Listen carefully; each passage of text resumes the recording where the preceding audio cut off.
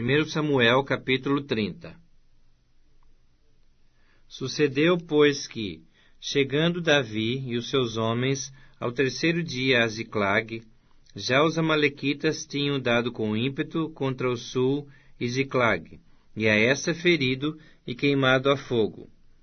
Tinham levado cativas as mulheres que lá se achavam, porém a ninguém mataram, nem pequenos nem grandes, tão somente os levaram consigo e foram seu caminho. Davi e os seus homens vieram à cidade, e ei-la queimada a fogo, e suas mulheres, seus filhos e suas filhas eram levados cativos. Então Davi e o povo que se achava com ele ergueram a voz, e choraram, até não terem mais forças para chorar. Também as duas mulheres de Davi foram levadas cativas, Ainoã, a Jezreelita, e Abigail, a viúva de Nabal, o carmelita. Davi muito se angustiou, pois o povo falava de apedrejá-lo, porque todos estavam em amargura, cada um por causa de seus filhos e de suas filhas. Porém Davi se reanimou no Senhor seu Deus. Disse Davi a Abiatar, o sacerdote, filho de Aimeleque: Traze-me aqui a estola sacerdotal. E Abiatar a trouxe a Davi. Então consultou Davi o Senhor, dizendo: Perseguirei eu o bando? Alcançá-lo-ei? Respondeu-lhe o Senhor: Persegue-o, porque de fato o alcançarás, e tudo libertarás. Partiu, pois, Davi, ele e os 600 homens que com ele se achavam, e chegaram ao ribeiro de Besor, onde os retardatários ficaram. Davi, porém, com 400 homens continuaram a perseguição, pois que 200 ficaram atrás, por não poderem, de cansados que estavam, passar o ribeiro de Besor. Acharam no campo um homem egípcio, e o trouxeram a Davi. Deram-lhe pão, e comeu, e deram-lhe a beber água. Deram-lhe também um pedaço de pasta de figos secos, e 2 cachos de passas, e comeu. Recobrou então o alento, pois havia 3 dias e 3 noites que não comia pão, nem bebia água. Então lhe perguntou Davi: De quem és tu, e de onde vens? Respondeu o moço egípcio: Sou servo de um amalequita, e meu senhor me deixou aqui, porque adoeci há 3 dias. Nós demos com ímpeto contra a banda do sul dos Queretitas, contra o território de Judá, e contra a banda do sul de Calebe, e pusemos fogo a Ziclag. Disse-lhe Davi: Poderias, descendo, guiar-me a esse bando?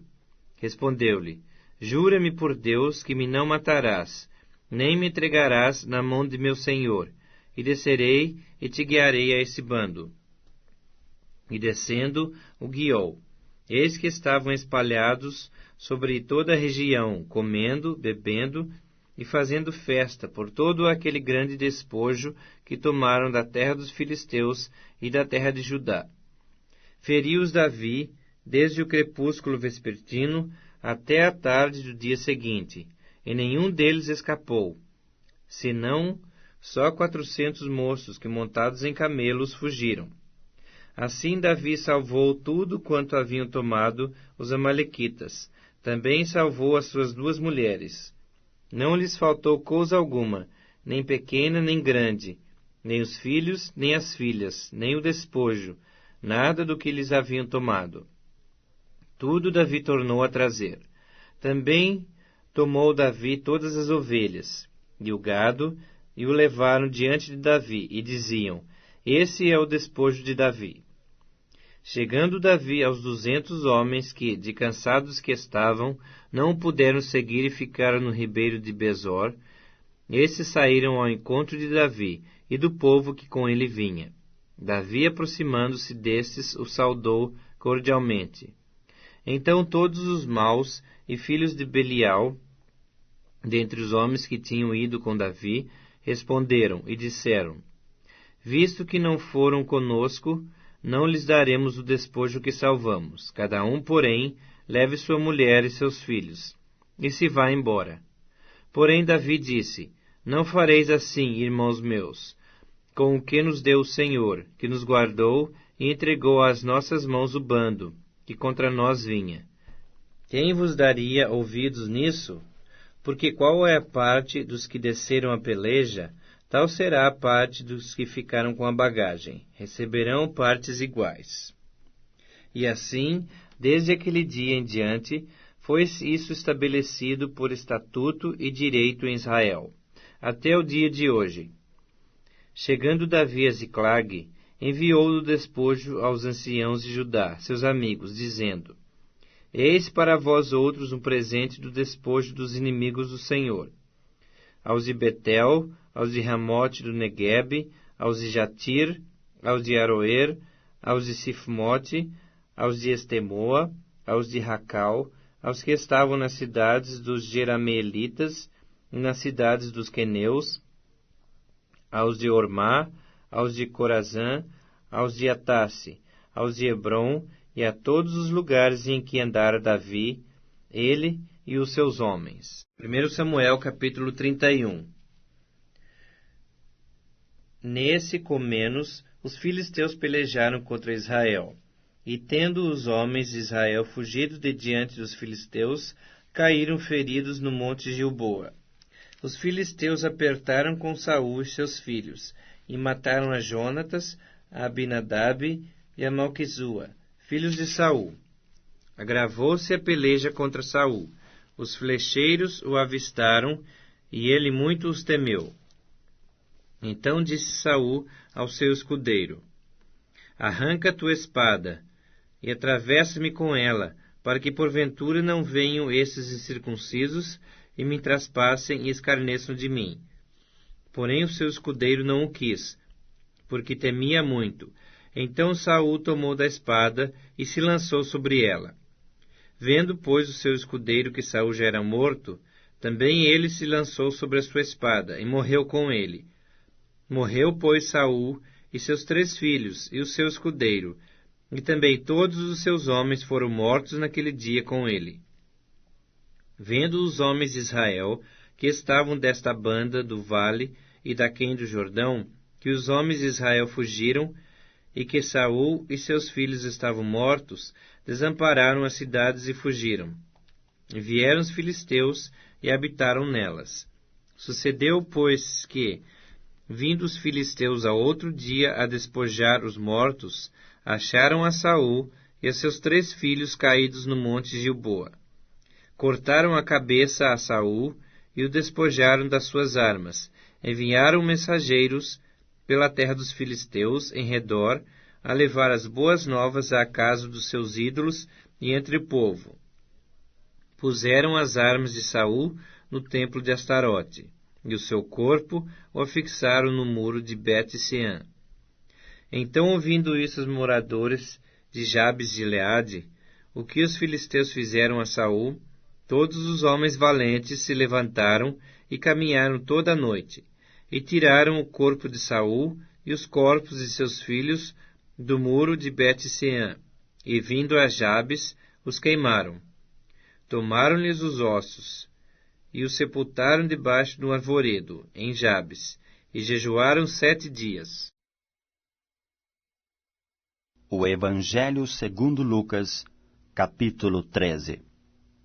Naquela mesma ocasião, chegando alguns, falavam a Jesus a respeito dos galileus, cujo sangue Pilatos misturara com os sacrifícios que os mesmos realizavam.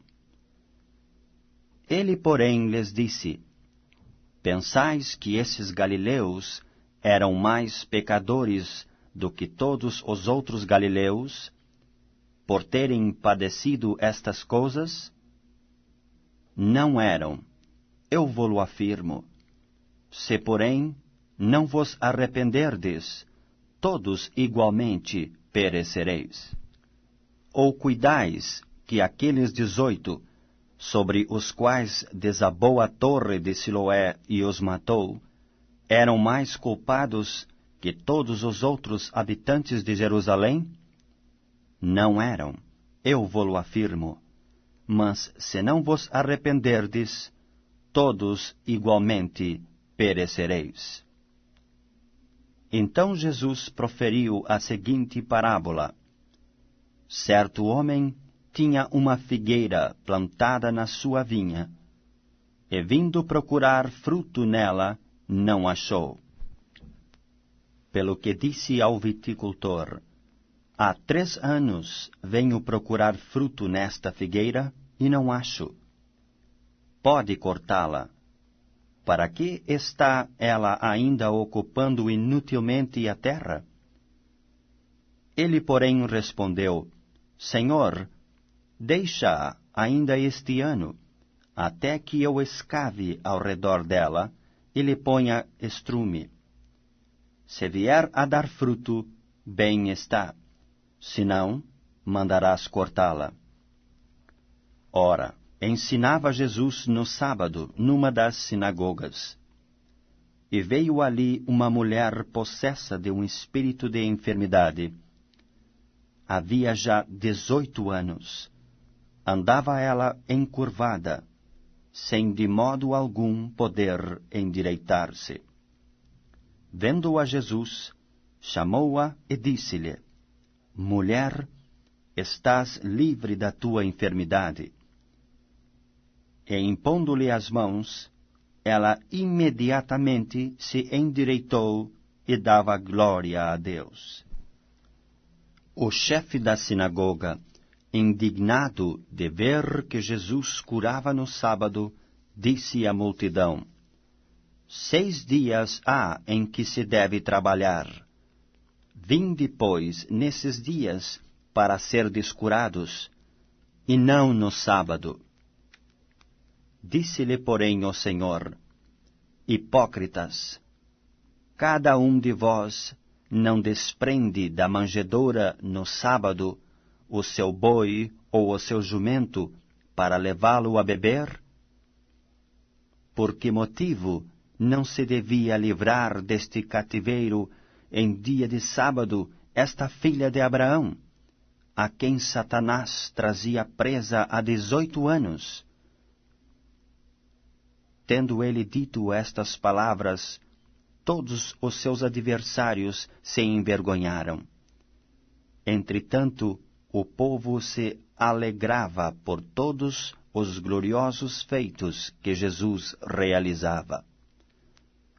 E dizia, a que é semelhante o reino de Deus, e a que o compararei? É semelhante a um grão de mostarda, que um homem plantou na sua horta, e cresceu, e fez-se árvore, e as aves do céu aninharam-se nos seus ramos.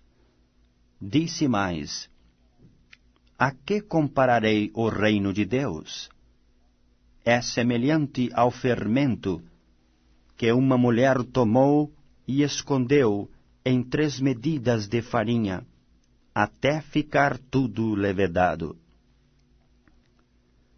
Passava Jesus por cidades e aldeias ensinando, e caminhando para Jerusalém. E alguém lhe perguntou, Senhor, são poucos os que são salvos? Respondeu-lhes, esforçai-vos por entrar pela porta estreita, pois eu vos digo que muitos procurarão entrar e não poderão. Quando o dono da casa se tiver levantado e fechado a porta, e vós, do lado de fora, começardes a bater, dizendo, Senhor, abre-nos a porta, ele vos responderá, não sei de onde sois. Então direis, comíamos e bebíamos na tua presença, e ensinavas em nossas ruas.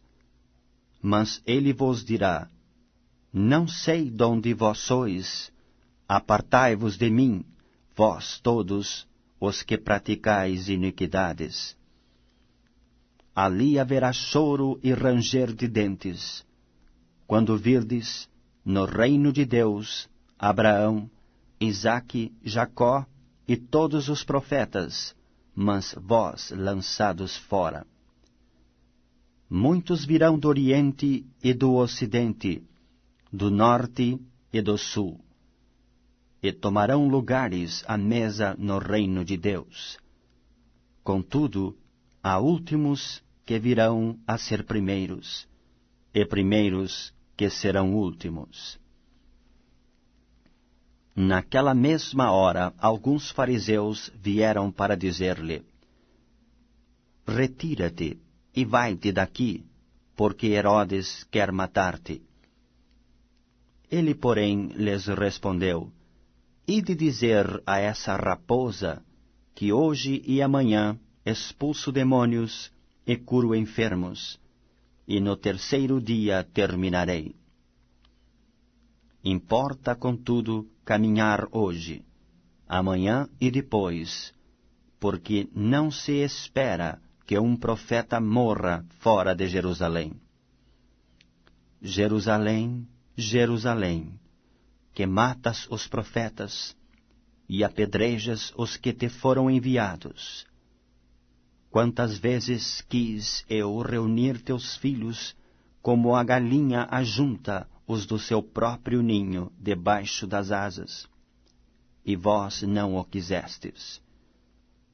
Eis que a vossa casa vos ficará deserta, e em verdade vos digo que não mais me vereis, até que venhais a dizer: Bendito o que vem em nome do Senhor.